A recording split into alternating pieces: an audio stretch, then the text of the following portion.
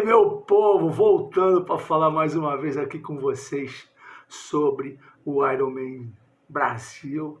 Pô, teve muita, mas muita coisa que aconteceu de bacana lá, né? Os profissionais que ganharam a prova, as classificações pro Havaí e tal. Vai ter muita gente legal no Havaí esse ano, mas conversando com muita gente aí na internet nesses últimos 4 dias, rapaz, a gente precisa fazer algumas ponderações, principalmente em relação à organização da prova. Eu não sou um cara de pautar muito os assuntos assim, né? Eu não anoto, mas eu anotei algumas coisinhas aqui porque eu precisava falar.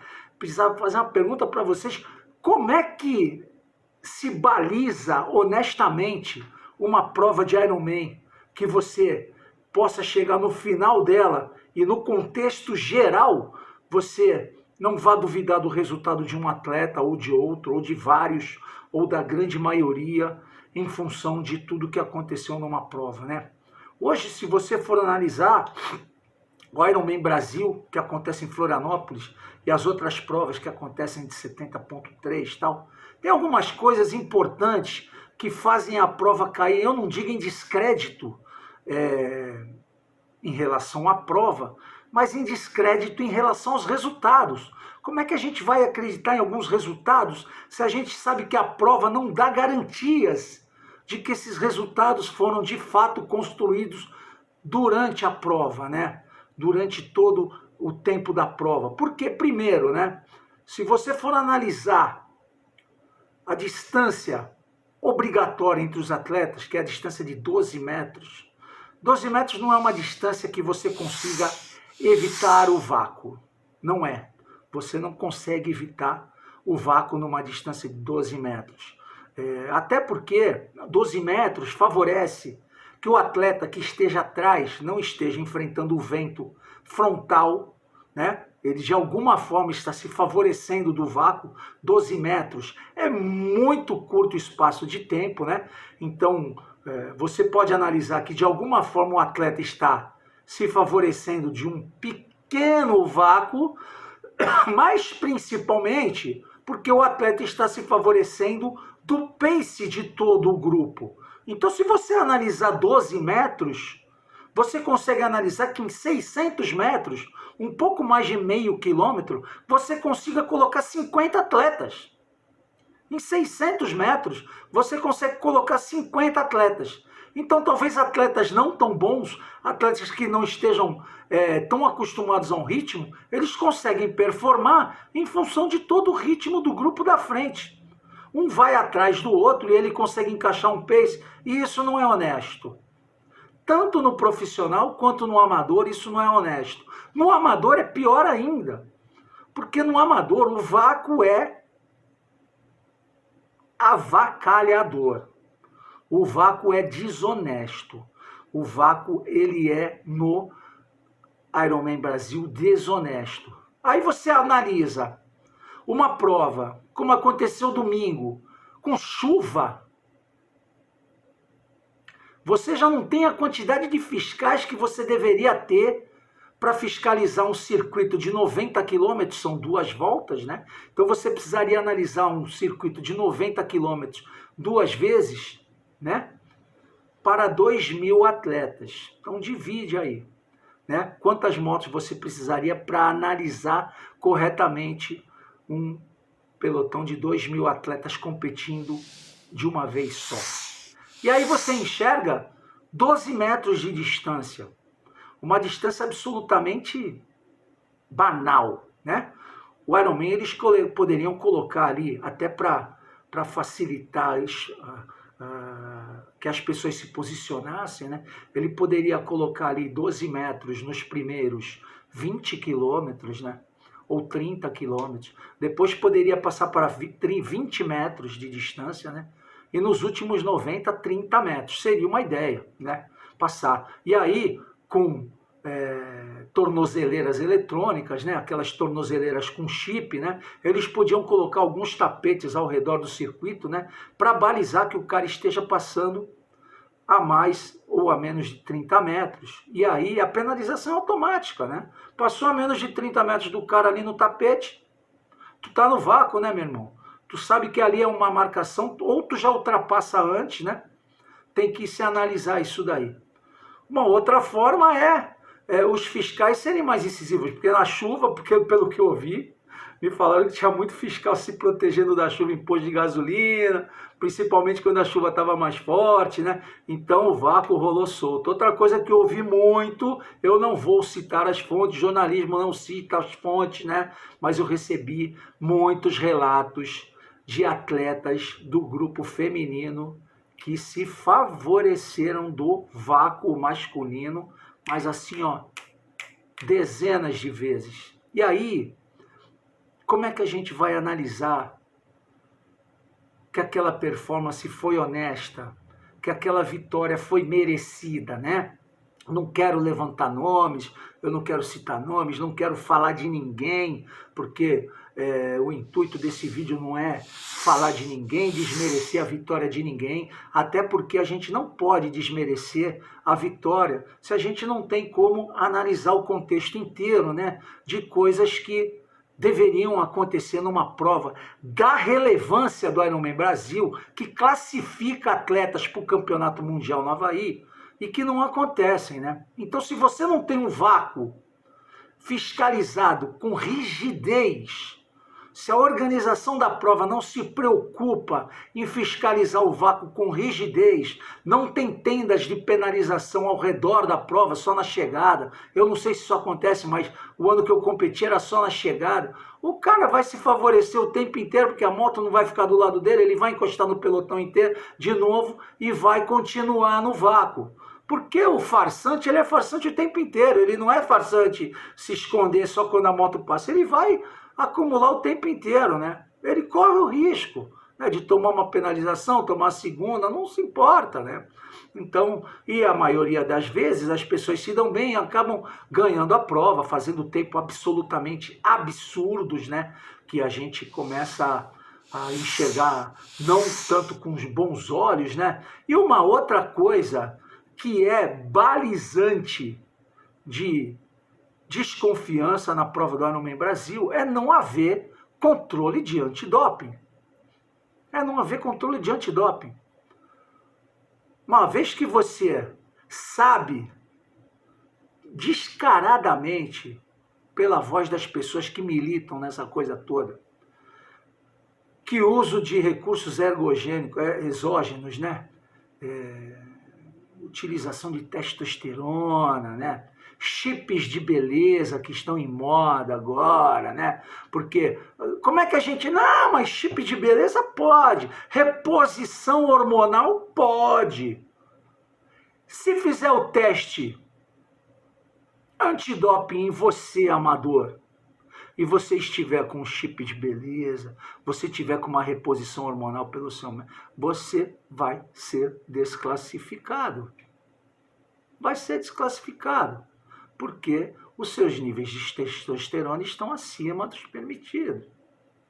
Usou o tempo inteiro para treinar. A gente sabe que acontece isso aos montes nas provas de endurance. Eu não estou acusando ninguém, mas a gente pode levantar suspeitas. Ou a gente vai falar o quê? Que os atletas do profissional estão tão fracos assim, que estão performando abaixo do nível dos amadores? Das duas, uma. Ou a organização está falhando muito na fiscalização do vácuo, exageradamente no percurso de 180 quilômetros, nas duas voltas de 90, ou a organização está admitindo que o profissional é muito fraco. Porque a partir do momento que você vê atletas profissionais que vivem daquilo, dependem daquilo, tomando tempo de atletas amadores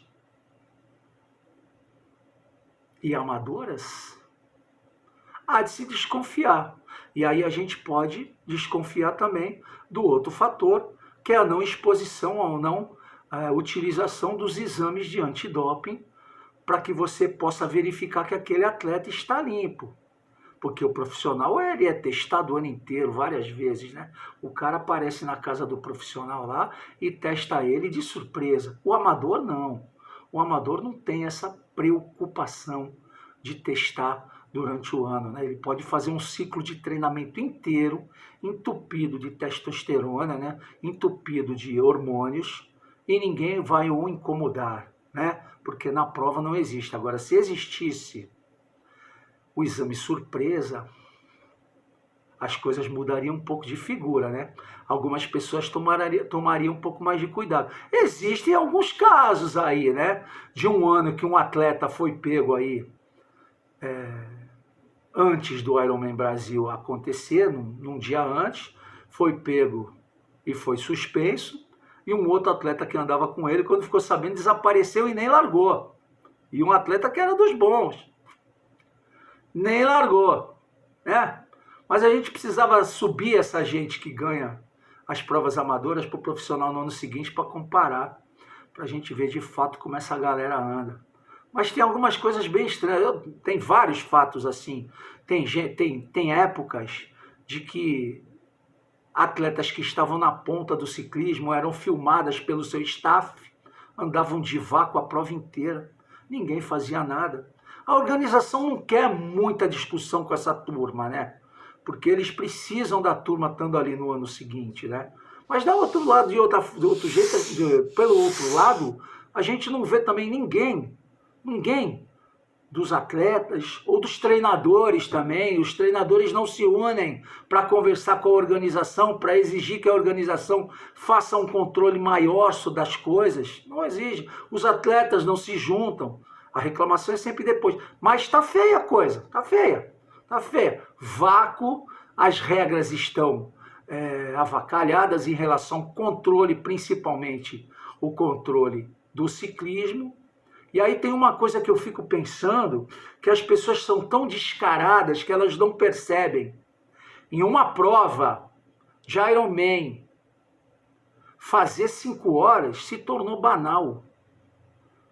Fazer 5 horas, 36 quilômetros de média horária, em 180 quilômetros, se tornou banal. Qualquer um está fazendo. E vocês acham que vocês enganam todo mundo?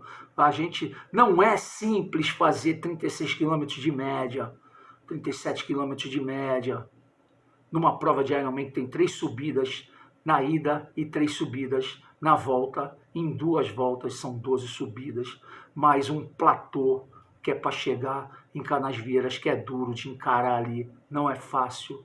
E aí a gente vê pessoas fazendo 5 horas com muita naturalidade. E na chuva, hein? E outra, mulheres não têm o mesmo controle que homens têm na chuva, né? Para fazer descidas, principalmente, com contorno de curvas, essa coisa toda. Fazendo tempos absolutamente espetaculares. Não quero tirar o mérito de ninguém, não quero desmerecer, mas eu, como treinador, me dou o direito de desconfiar que nem tudo no Ironman acontece do jeito que a gente vê. Nem tudo no Ironman acontece do jeito que a gente vê. Ou porque as regras são falhas, ou porque o vácuo é permitido de uma forma avacalhada e as pessoas vão ao Bangu, ou porque os controles de saúde não são feitos, né?